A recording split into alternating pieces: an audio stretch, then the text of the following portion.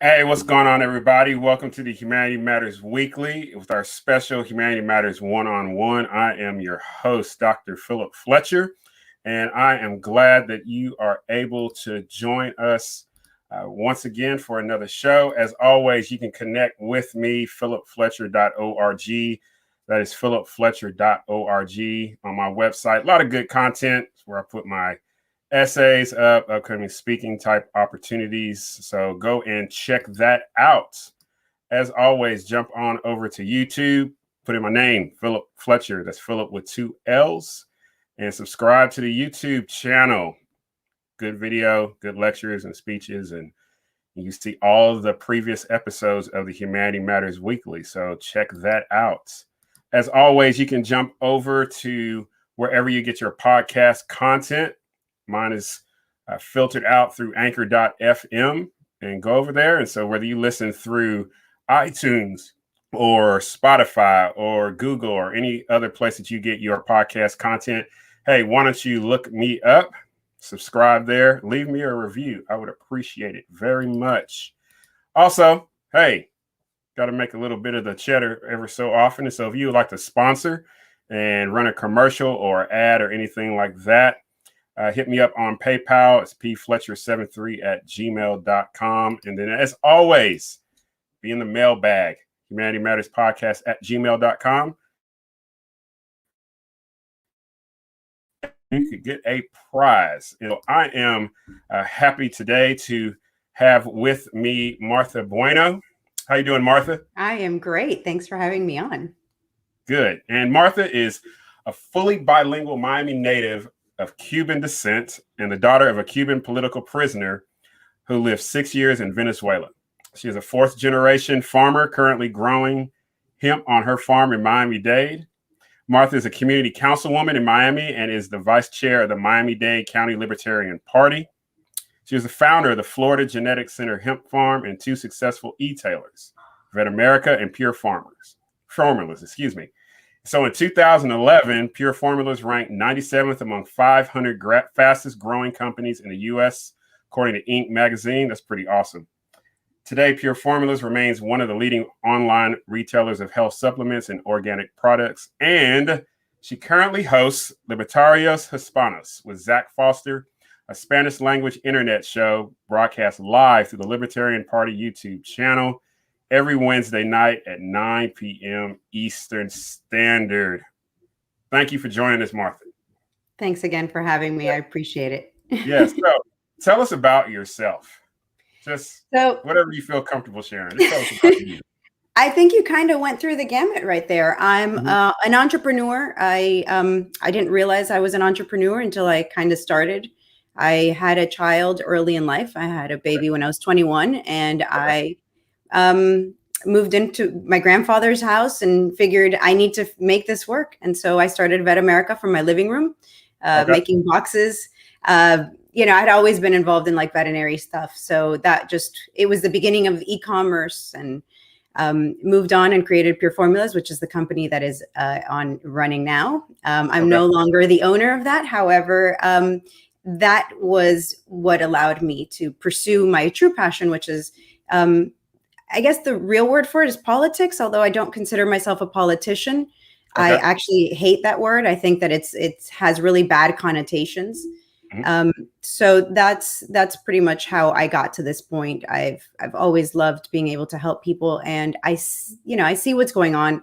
I see how we're being lied to by our politicians, and I really want to try and make a difference. So I decided to, as you mentioned, I'm a community councilwoman, and the next step up is commission. I would really like to be able to make a difference for Miami-Dade County. We're the seventh largest county in the country. We have a pretty large, substantially large budget of $9 billion a year. And that's what the commissioners do, is they decide where that money is allocated. And currently, I go and I speak in front of the commission as often as I can on a host of issues, mostly projects that are corrupt and money being misspent.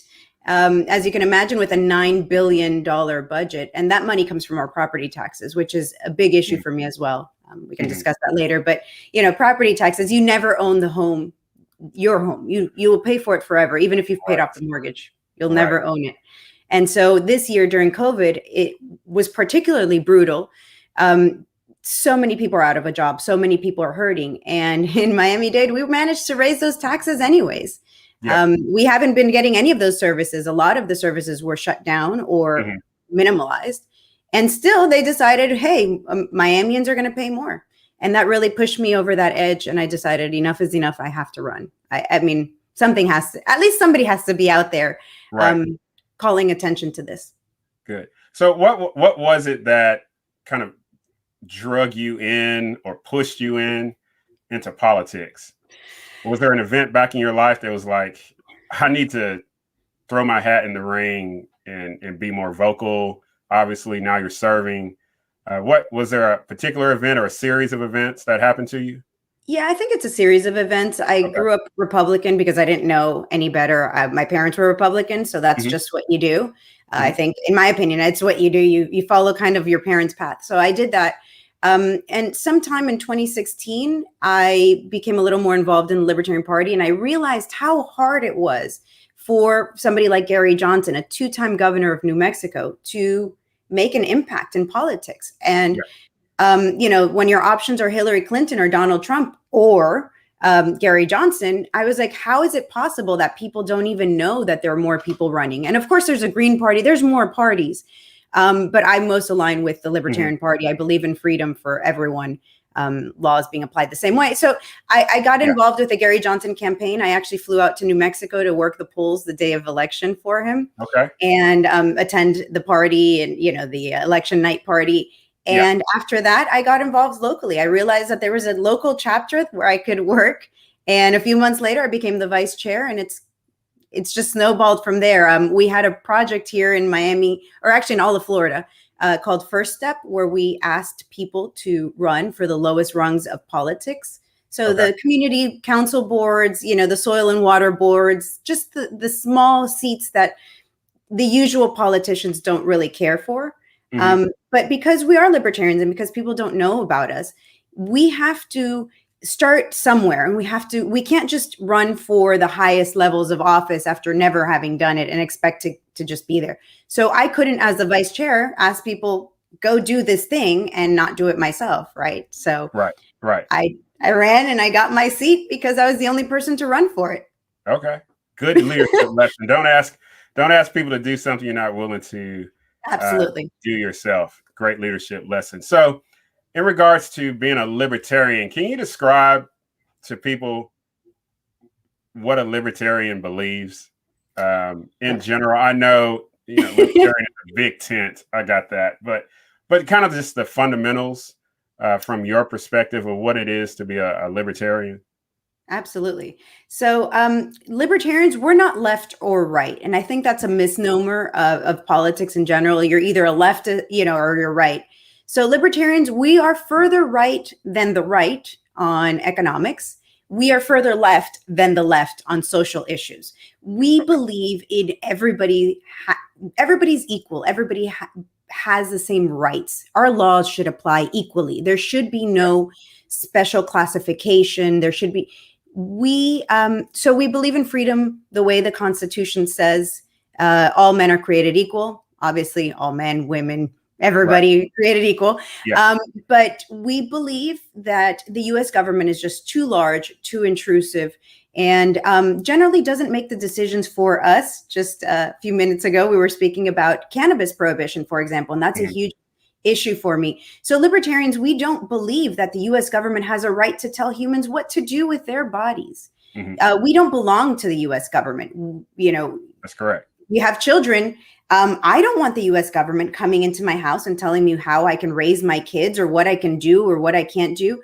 And similarly, with our own bodies, we constantly hear about the right wants abortion to be illegal and the left, they want it completely legal. And our point is, why does the government have a say in this? I mean, it's just so many issues that matter to all of us are being decided by people who don't even have a degree or maybe knowledge in that. we just think that there should be a very limited government, and that the government we do have should serve the people. It is not about serving people in power. And, specific things like school choice, we believe firmly that the U.S. government doesn't have a right to tell people where they have to send their kids. Just down the gamut, the easiest way to explain it is liberty in all shapes and forms. You have the right to your body, to your decisions, to make the best decisions for you. And the government shouldn't be taking money out of our pockets that they're misspending.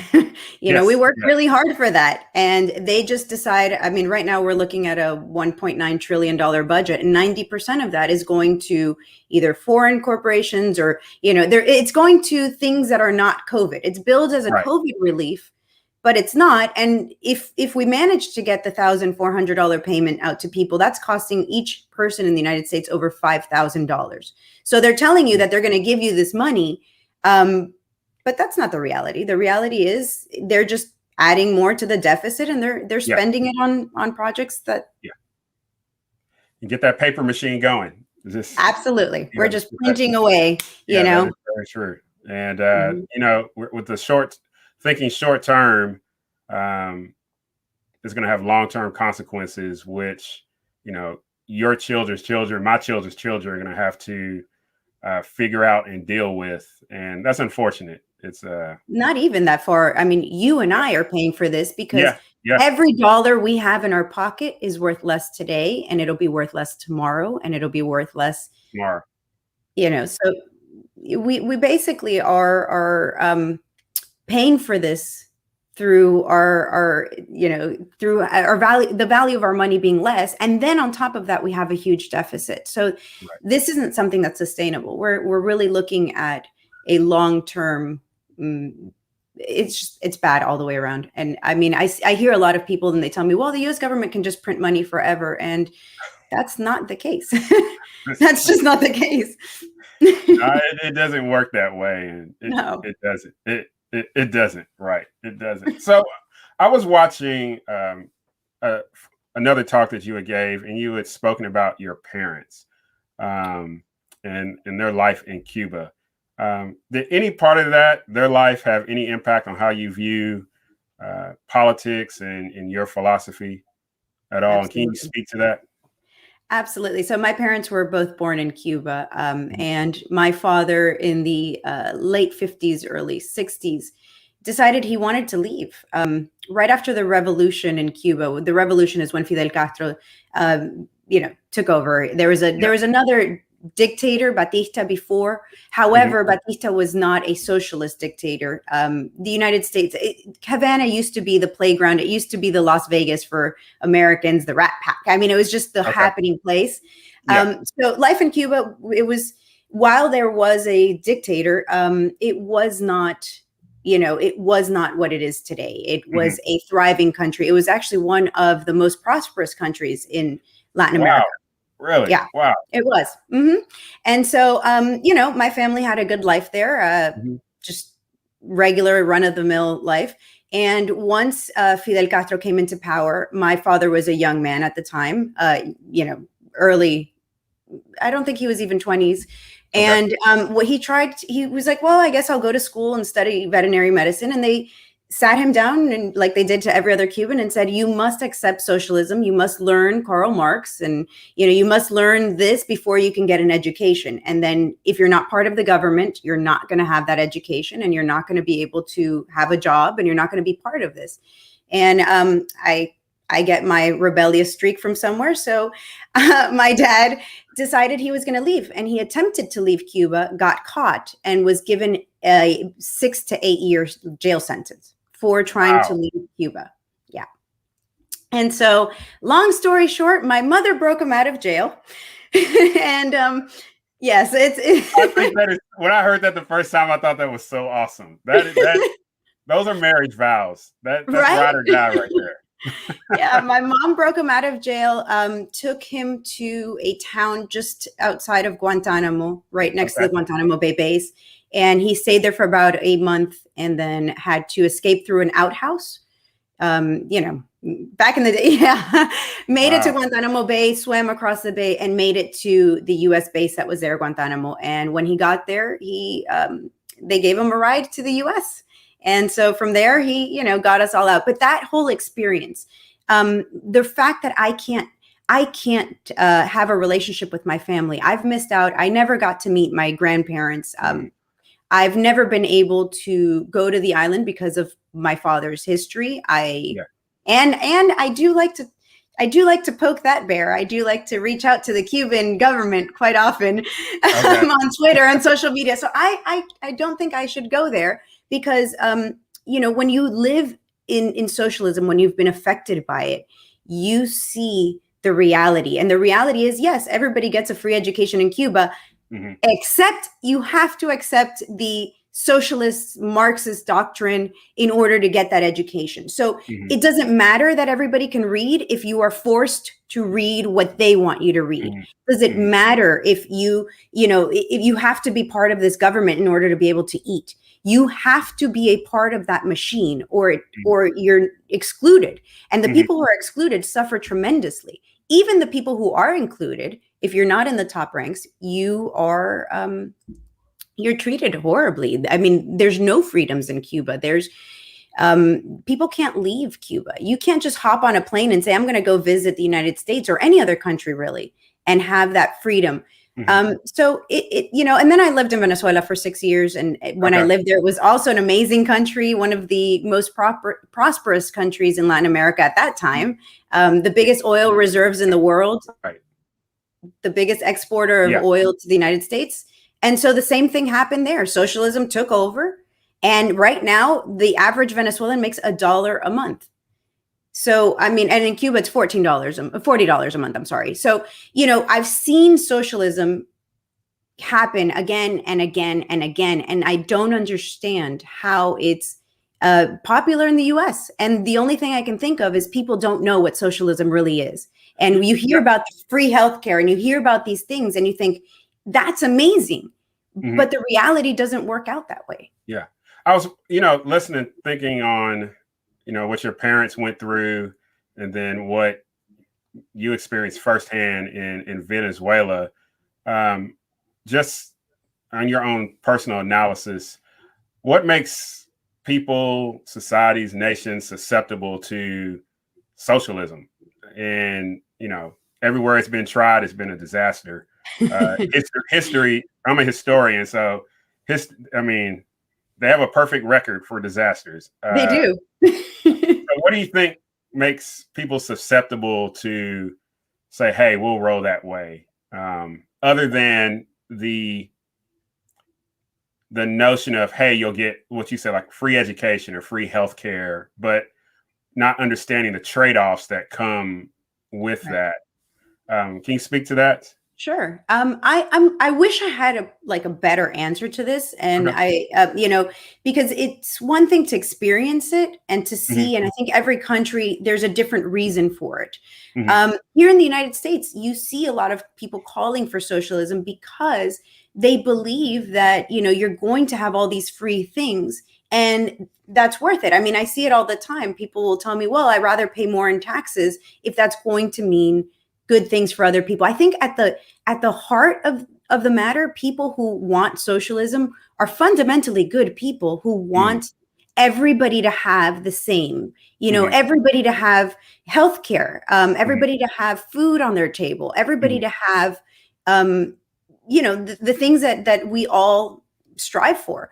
It's just the means to get there. In order for socialism to work, they must take from somebody to give to somebody else. Very much like what is happening right now in the United States. Obviously, socialism is maybe a step forward, you know, even more intrusive into your lives. But it's the same concept. It's a few people at the top making the decisions, owning the means of production, and making the decisions that affect us all. And so, for example, in healthcare, you know, we all want healthcare. We all have a right to have the ability to decide for ourselves who we want to see as a doctor and what medicines we're willing to take and so on and so forth. What we don't have is a right to force somebody else to give us that for free. And so I think that the reason we want it, you know, again, is good natured. We just aren't educated enough on how it plays out in the real world. And in the real world, if you're going to force a doctor to provide healthcare for everyone for free, you're basically turning that doctor into a slave. And that's not what America is about. And you can't. It's so complicated. It's so convoluted. And what we have in healthcare right now is not a free market healthcare anyway. So we're basically saying this socialized medicine that we have in the United States is bad. So we're going to give more socialism, and it's somehow going to be magical. I think that if people really understood where we went wrong with the U.S. healthcare, they'd see that free market is where it's at. And a perfect example of that is plastic surgery or LASIK eye surgery. Both of those things are completely free market. There's, you don't get any form of socialization in either of those. You have to pay out of pocket. And 20 years ago, to get both your eyes done for LASIK eye surgery was about $20,000. I mean, it was incredibly expensive. And now you can go get it for maybe $2,000 for the whole thing. So every time the free market operates, it brings down costs, quality improves. I mean, right now is the best time to go get either plastic surgery or LASIK eye care. It's just the quality improves, the prices come down. Competition is what makes things better. The doctors always want to be the best in their field to provide that better service. So you come to them and they start lowering their prices to compete with other doctors. I mean, it works. I would love to see that model in our healthcare. I would love to see doctors who, keep us healthy being paid at the top of their game because they're worth it. And those who can afford those doctors go to them. And that creates a system whereby all doctors try and follow that model. And then, even those of us who maybe can't afford the top of the line healthcare, we end up getting really good healthcare for really low prices. That's good. Hey, this is Dr. Philip Fletcher with Martha Bueno, our guest today on the Humanity Matters One-on-One, and we are going to take a break, and we will be right back. Imagine you have it all. A warm bed and a full fridge. No want, no worries, and no fear of tomorrow. Then disaster strikes. Your world is turned upside down. You are now broke, hungry, trying to survive. This is a story of people like me. Like me. Like me. All right, that video cut off. Oh, shoot. Sorry about that. We're supposed to drink. Shoot. Got me middle of drinking water. Yeah. Shoot. All right. Hey, well, adapt and overcome. Okay. Hey, welcome back to the Humanity Matters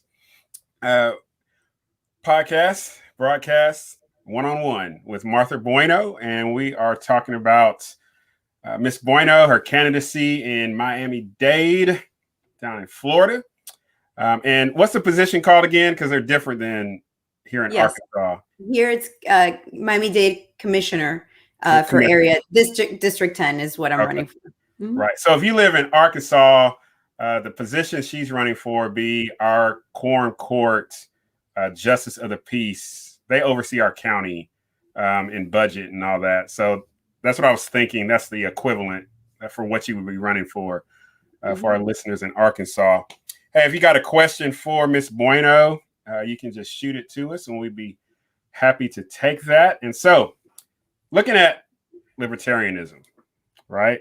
How can libertarianism be appealing to someone who traditionally votes Republican, all right? Or who traditionally votes Democrat? I know there's a lot of people I talk to, they are just done with the two-party system and it's not yielding anything. In fact, you look at the current administration on a federal level, it's actually no different than the previous administration. I mean, he's dropping bombs now too. So what has changed? And you already mentioned the COVID bill that's going through, well, I guess it's going to the Senate now. Another expensive bill where non-Americans are being more privileged instead of the Americans being impacted by COVID. So what is libertarianism? How can it be appealing to someone who's tired of, voting Democrat or voting Republican? Can you speak to that? Of course. And I'm just going to address them both together because at this point, the Republican and the Democratic parties are not two parties. They're one big party and it's just the establishment. I think that's the thing that I want most people to understand, is that, just because it's somebody different, and granted, Biden is easier to listen to, and read his tweets than President Trump was. But at the end of the day, it's the same thing. We are still in 7 unconstitutional wars. We are, dropping bombs on people day in and day out. And the worst part is we are paying for it with our tax dollars. We, the people of the United States, who are not at war with these countries, we pay for this. So, and it doesn't matter which president is there. Everybody says, well, but Trump didn't start any new wars. Well, great, but he didn't end them either. So, it doesn't matter who drops the bombs are still being dropped. And war is something that benefits the very specific elite of this country who make money off of these wars. So, we, the people, are not benefited by it. The people in Syria, the people in Afghanistan, the people in Iraq, nobody is being benefited by this other than the elite few. So that right there, I hope, is something that matters to both the Republicans and the Democrats. Again, I believe most people are good people. I don't think that most Americans are sitting around thinking, oh, those Syrians, let's drop more bombs on them. Yeah. We just, that's not who we are as a nation, as people. And so why are we supporting that? Why are we saying, yes, take my money, take more of my money so that we can drop bombs? That's one issue. Then the other issue is taxes, of course. That's a big one for the Libertarian Party. The United States government takes, depends if you're on the lower income, you still pay taxes, you pay less. And then on the higher side, you pay over 40%. And that's just your income. Then you have state taxes, you have local taxes, you have you pay taxes when you purchase things. You pay taxes when you buy a car, when you register your car, when you buy gas, if you buy cigarettes, if you buy a house, you're going to pay property taxes. If you rent the house, you're not paying them directly, but your landlord sure is. And so when you put all of this together, the average American works well over 5 months every year just for the United States government. So now, of course, I don't want to be misinterpreted. I believe that all slavery is bad, and I am not equating this. But when you work for somebody else for 5 months for free, I don't know what else to call that. So to me, that is modern day slavery. Yeah, in the traditional, in the purest definition of the word, that is essentially what it is. It's slavery. You could, moving out of the term in American context, it's just slavery in general, and I don't know why people don't like have a reaction to that in general. I don't either. And it's something to me that I think that we need to have these honest conversations, because it matters. It matters that single moms have to have multiple jobs. If you just were able to keep your funds, all of them, a lot of people wouldn't need that recovery fund, because the recovery fund, what it is the government, as usual, taking winners and losers, picking winners and losers and deciding, I'm going to take money from you and give it over here. But in that process of taking money from somebody and giving it to somebody else, they take a large chunk of it for their own uses. So, it's just, there's so many issues that we need to address as United States and as, its citizens. And the way we treat people is one of them. So I think that these are huge reasons why people should look into libertarianism.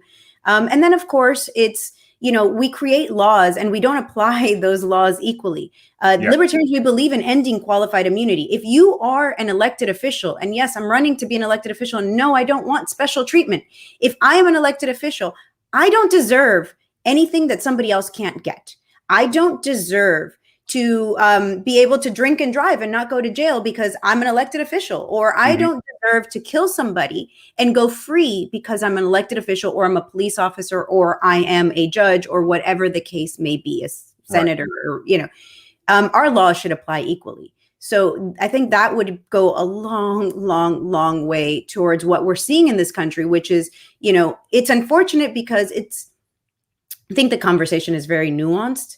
But, we're saying, all police officers are bad, or, they're trying to do these things. And what we don't realize is police officers have a job, and their job is to uphold the laws that were written by somebody else. They don't get to write the laws. They don't get to decide, you know what, I'm not going to stop this vehicle and I'm not going to do this thing.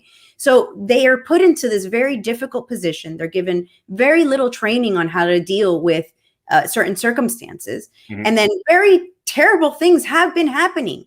And as people were like, we need more laws for this. And I'm thinking, no, we need to stop. We need to stop. We need less laws. Yeah. We need less laws, a lot less. Yeah.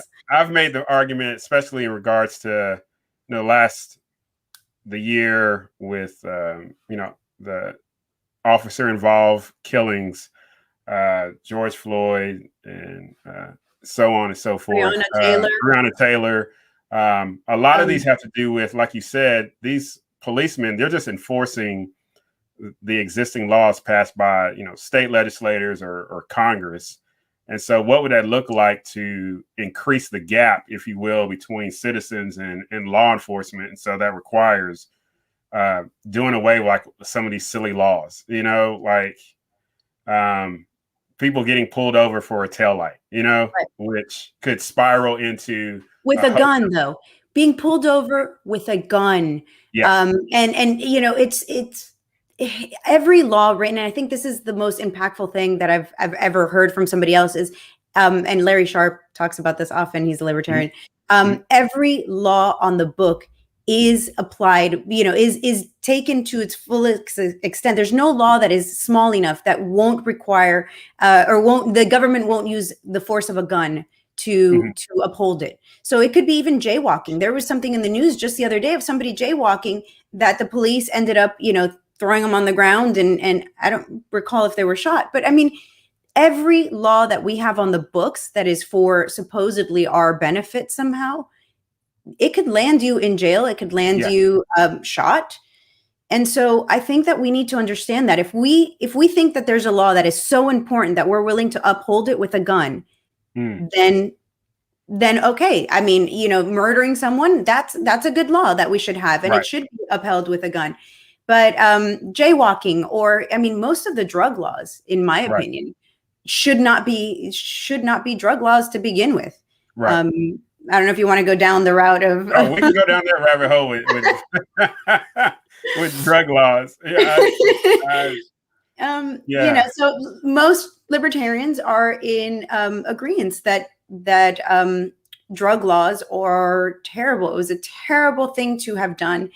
Prohibition didn't work in the 1920s with alcohol. As a matter of fact, alcohol at that time, bootleg alcohol, like everybody knows, caused plenty of deaths. Plenty of people were harmed because it's not the same to have let's say a distillery, a Johnny Walker. If Johnny Walker puts out a bottle of alcohol of any kind and people start dying from it, nobody's going to go buy Johnny Walker. But if you buy it from, the bootleg guy down the street, you have no way of knowing what it is and possibly saving yourself. Same thing with drugs.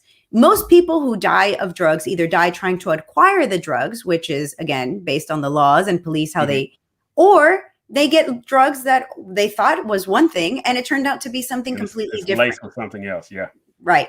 So look at the legal markets of cannabis. Cannabis these days is amazing. You've got some quality grown, buds. You've got some quality stuff. Whereas before, when it was completely illegal across the United States, people used to call it Mexican brick. It used to be some terrible stuff smuggled over the border, laced with all sorts of things. It was bad. It was bad for you. It was just not good. So prohibition never works. It never has worked. It's another thing like socialism, just doesn't work. And yet we keep economy. And the added benefit of what we're doing with the war on drugs is we're giving money to dictators like Venezuela and Cuba because that's how they make money. They make money with a narco regime. So the more that we continue to do this, the more the issues all across South America. As you mentioned, I do a show with my friend Zach Foster, Libertarios Hispanos, where we speak about these issues in Spanish. We create libertarian content. And this is a big one for us. The issues happening in Latin America can be traced almost exclusively to the war on drugs in the United States. The United States is the main consumer of drugs, whereas Latin America is the main producer of drugs. And who is getting it into the United States? It's the Cuban and Venezuelan governments, among others. Obviously Colombia, But the problems in Central America, the reason that so many people in Central America are getting out and trying to come to the United States in droves is because of the war on drugs, because it creates, just like here where we had Al Capone and we had these cartels. The cartels in South America is the problem. So it's just a disaster all the way around. There's no good solution to the war on drugs other than ending it. Yeah, that's a good perspective concerning the war on drugs and how it relates to, countries in Central and South America, but then also, I guess, impacting the immigration situation that's going on right now. So they're kind of related. It is kind of related. Say that? Okay. Yeah. Wow. Yeah. I mean, it forces it. Think about it. You're in your country, there's this horrible gang war going on. People are getting killed in the streets. Young kids. It's just, it's a terrible situation. They want to get out of there. So they come here. And I don't blame them. As I said, my parents are immigrants. I just missed being an immigrant by virtue of being born here. My brother was born in Cuba. So I consider myself an immigrant. I had the same circumstances as an immigrant. I just happened to be born here. And so immigration is good. I think that history proves that immigration is very good. It's very good for every country that allows it. It's what made America what it was. Obviously, forced immigration is not good, but immigration, free will immigration is very good for the country. And we need it. I hear you 100%. Yeah. 100%. Right. So I would really like to see us having these real discussions. I get that a lot of people don't like immigration because they experience something. They especially in certain communities. So I know that the African-American community in particular doesn't like the Hispanic community because we immigrate, because they believe we take their jobs. So I think that there's a bigger conversation that needs to be had on immigration. I think that the problems are bigger than just the immigration. Obviously, the war on drugs that we were just speaking on primarily affects a lot of people of color, because that is a job that, unfortunately or fortunately, they, kids end up going into the drug trade often and they get hurt. And, it's just, oh boy, I feel like a lot of our problems could just be fixed by a little less government or a lot less government. Yes. Beat that drum. Hey, Dr. Philip Fletcher with Martha Bueno, and we're talking all things about libertarianism and just the work that she does in Florida. So you got a show with Zach Foster called Libertarios Hispanos. Yes. Can you take some time and talk about what's outreach look like to the Hispanic community? Except for what we do, it's really not that big. It's not out there. Republicans and Democrats as well. They every 4 years will come out and say, Hispanic people vote for us the same way that they do to the African-American community. It's like, I'm for you, come vote for me. Usually the Democrats reach out to us and tell us we're going to stop deportations. One of Joe Biden's policies to get him elected that he told us he was going to do was to stop deportations for at least 100 days.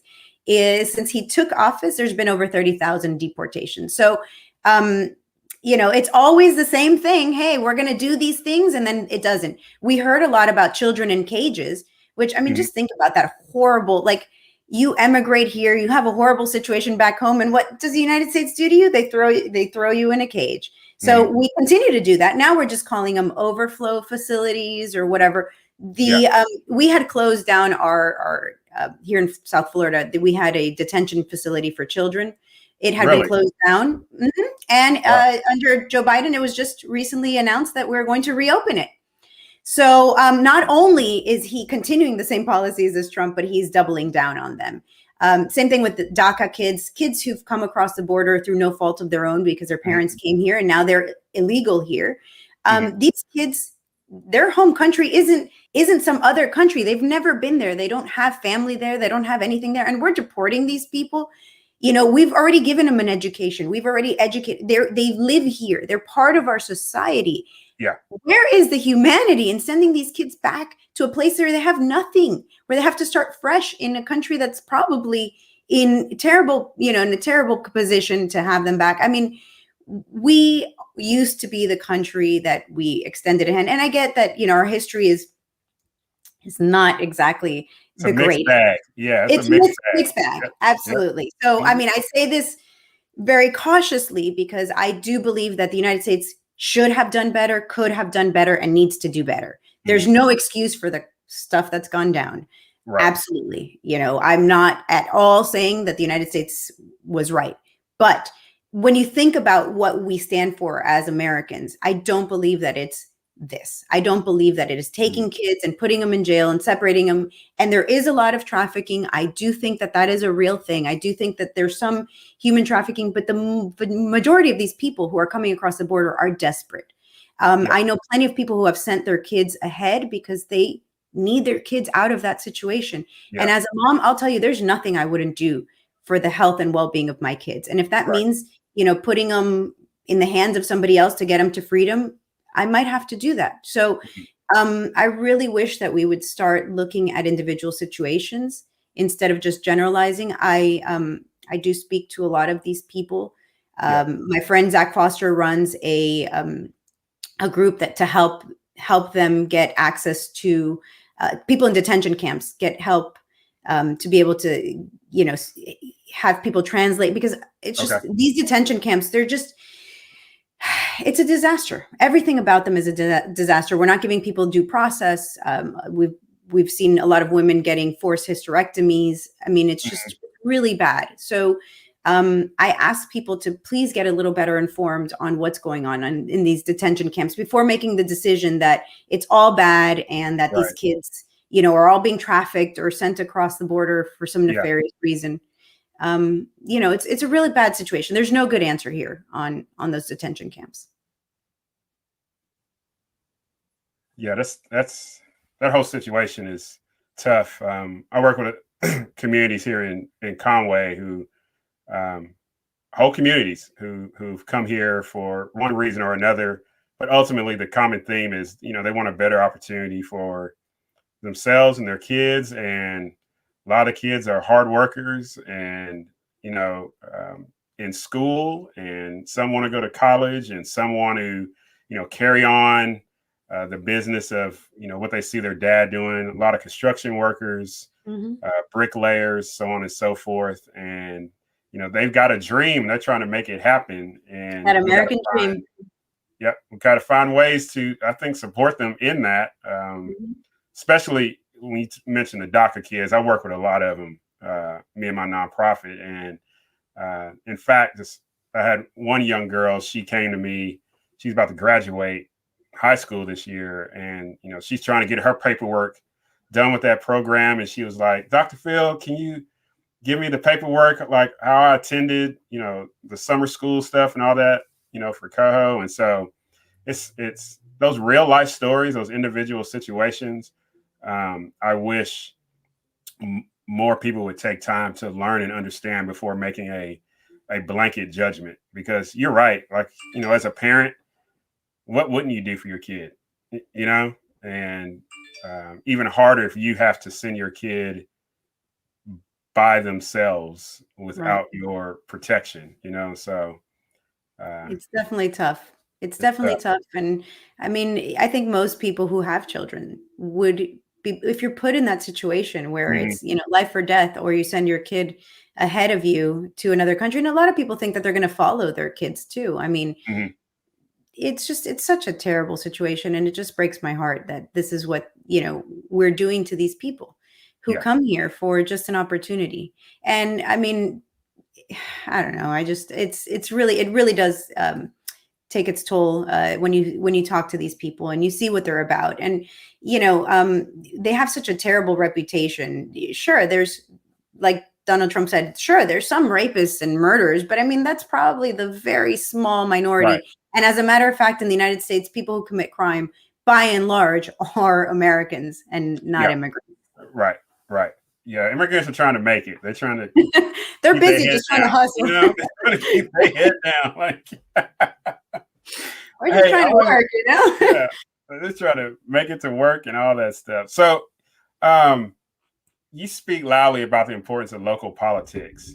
How can speak to people? How can people be encouraged to get involved in their local politics? I think many times we get so focused on the circus that's happening in Washington, D.C., that we miss the ball of what's happening, in our city, in our state. So can you speak to that, about the importance of getting involved in local politics? 100%. We completely miss the government that has most control over your life. And we're paying attention to one person, the president, who's thousands of miles away from most of us, whose decision-making powers is pretty big, but it doesn't really affect our general lives. I mean, as horrible as war is, we're fortunate here in the United States. That doesn't really quite affect us. We've managed to be in war with Afghanistan for 20 years, and most people don't even, it's not even something on your radar. So we've been very lucky in that sense. But the government that has the most control over your life is your local government. And yet most people don't know who their mayor is, or who their, in my case, community councils or commissioners are. So I encourage people to find this out. Go look at what your local government is doing. I bet they are doing things that you don't approve of. I bet they're doing things that you absolutely detest, because that's what's happening here in Miami. As I mentioned, we are in the middle of the COVID pandemic. Florida has been really lucky that we've managed to stay open for the most part, except for the county that I am in, Miami-Dade and Broward counties have had really bad lockdowns compared to the rest of Florida. Okay. But even during all of this, when, our teachers haven't been teaching in person school for a long time, a lot of county services were closed, a lot of government buildings were closed, libraries were closed. In Miami-Dade County, we managed to increase your property taxes.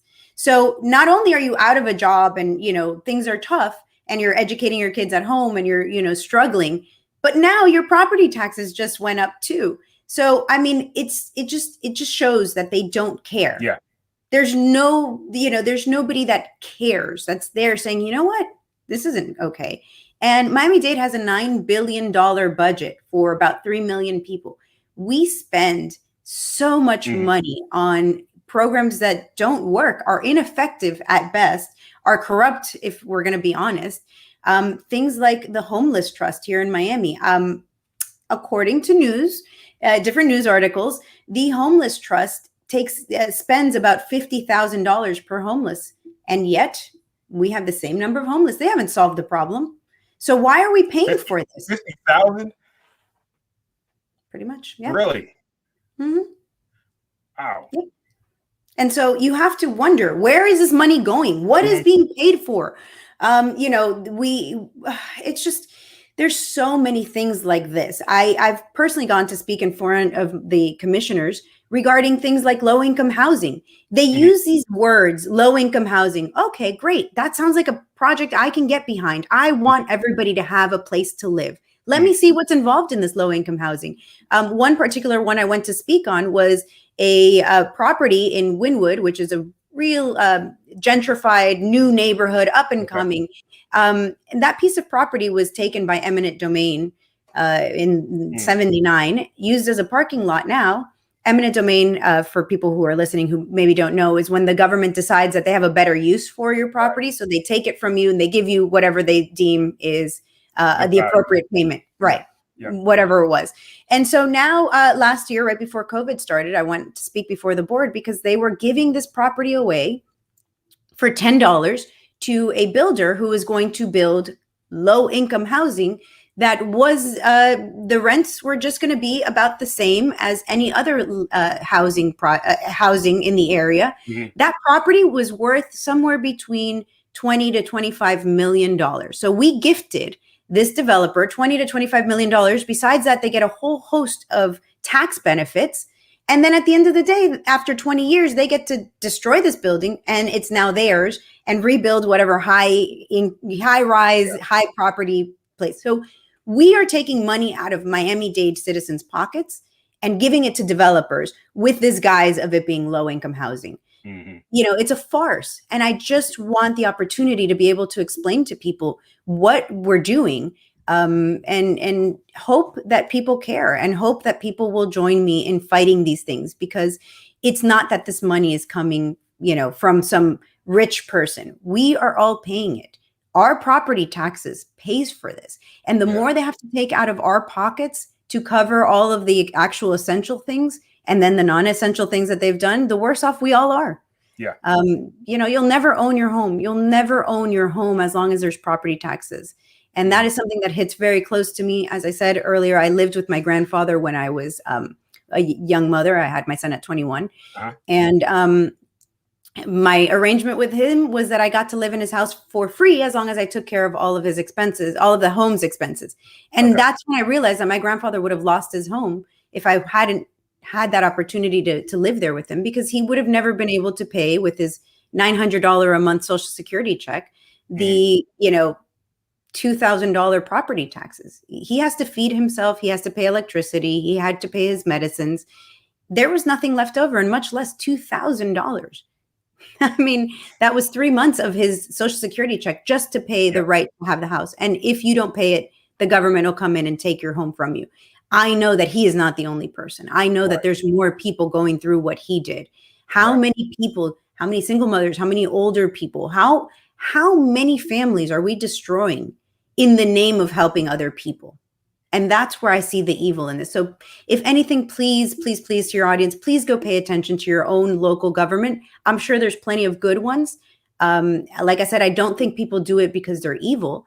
I just think that, we've gotten into this vibe of, hey, that's how things are done, and we're going to keep doing them like that. And I just want to see that changed. I want to see people educated on what's going on, and hopefully rising up and saying enough is enough. That's good. That's good. Hey, finally, you're an entrepreneur, and entrepreneur combined with your libertarianism, being a business creator, what's the impact of the political system on, opening a small business, doing the things that you've done in the past? What does government need to do so that entrepreneurs can do what they want to do to, achieve obviously their vision, but also provide some type of good and service to the society? Government can get out the way. That would be the easiest, best thing to do. So, I feel like that was a softball question. Yeah, that was a softball question. Just get government out of the way. There's a big thing with licensing laws that the government puts in place, which is basically to keep other people out. A long time ago, there was a story about a woman who would braid people's hair in her home, and she was shut down because she didn't have a cosmetology license. Now, I mean, how ridiculous is this? That you're an expert in your field. It's not like they teach hair braiding at cosmetology school or barber, So it's just a barrier to entry that causes people who want to do, not every business is going to be the next Google or the next Tesla or the next, whatever. Right. There are businesses of all sizes. And as a matter of fact, the biggest impact you can make on your local economy are these small businesses. If you can solve somebody's problem and do it for less and do it better, you're in business. And government decides at some point that, hey, no, we're going to force you to have this license, this thing, pay us these fees to register a business. It's hundreds of dollars, and you have to do it every year. And then you got to pay taxes. Those taxes take a long time to figure out. They're very complicated. You need an accountant most of the times. I mean, our whole system, we're used to it. So we kind of say, oh, well, that's fine. But I mean, just think about how much money every small business has to pay to an accountant, not for the things that accountants should be doing, which is telling you, hey, this part of your business isn't working. It's not paying you enough. You need to, that's the job that I would like an accountant to do, to help small businesses better manage their money, better run their company. Instead, you spend tons of money being able just to comply with the US government. And so, again, it's just kind of like I feel like I'm just saying the same things over and over again. Get government out of the way. Most of the licensing laws are just to keep people out of it. And we as a community, we need to stick together. Tons of people could be opening up small businesses in their homes right now, especially during COVID. Yes. When, you needed a haircut. Hey, if your local neighbor wanted to take you in, why not? Oh no, they don't have the right laws. You know how it goes. If if somebody gives you a terrible haircut, you're never going to go back there. No, you're not. Nope. That works better than all these licensing laws, because you can have all the licenses and still give a crummy haircut, you know. Right. Doesn't really save anybody. Yeah, don't go sit in his chair. Yeah, he'll fix it, or go or find another profession. You're right. Find somebody better, right? You know, so government doesn't really do that for us. They don't really protect us. That's it. So eliminate government. Upcoming events. I know you got a big event coming up, and how can people connect with you, Martha? So I am very active on Twitter at Martha Bueno 18. I'm also on Facebook/Martha for Miami. Instagram, the same name, Martha for Miami. I am working on that website for my campaign. Not quite there yet. I launched a little early, and I didn't think that I'd get this much.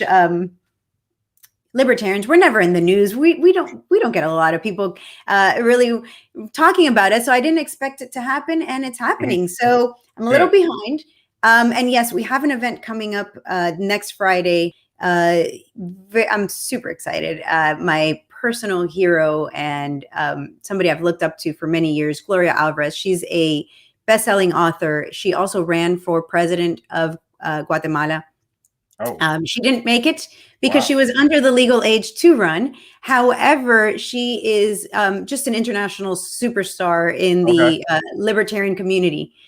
You know, she's gone to speak everywhere from Australia to Europe. She's great. She's going to be here along with another great art, also an author, Antonella Marti, Spike Cohen, who ran for president under the vice president, under the Libertarian Party, is going to be here in Miami as well. More information at libertarioshispanos.com. It's going to be a bilingual event, and also on my Twitter. I hope people can come out and listen to these wonderful people speak about liberty. We will also be live streaming it. So if you follow me on Twitter, I will post the link there. Cool. And we'll be putting all of Martha's contact information in the about for this podcast. And so finally, Martha, what is one idea you want people to walk away with today? The idea that government doesn't solve everything. And I've been seeing that more and more, especially now with COVID. People want the government to solve all their problems. And, you know, I just want people to know that government is made up of the same people you see out and about every day. There's no special qualification to be a senator, to be a governor, to be a community council member, to be a commissioner. All you have to do is be 18 or over the age that they are asking for that particular role. Obviously, president is a little higher than that. You know, these are just people. They're people like you or I. A lot of them have the same issues you and I have. So, you know, just because they made it to that position doesn't somehow make them better at dealing with life's issues. And so when you see them through that lens, I just want people to understand that they might not have the solutions. They're promising you solutions, but they don't necessarily have them. And the real power is in our hands, we the people, the way it was intended to be. So that's my message: is less government, more power in the hands of the people, so that we can have a better society. That's good, Martha. Thank you, Martha. I appreciate your time very much. Thank you, Dr. Fletcher. Yeah. I appreciate you and all that you do. Hey, next on Sunday, March 14th, we will be having Spike Cohen join us. He was the former 2020 Libertarian Vice Presidential candidate, and that will be at 5 p.m. As always, you can connect with my various nonprofits: City of Hope Outreach, coho58.org, Hope Village, hopevillagecoho.org, and our Replicate Nonprofit Development Initiative. And as always, remember to be loved, to be kind, to be generous. Remember, if we remember to live in hope, we can do the impossible. Y'all take care. God bless. When I say your name, it says you exist and that you matter. I can't transform what I don't think exists. I won't transform the person I don't think that matters. I hope I didn't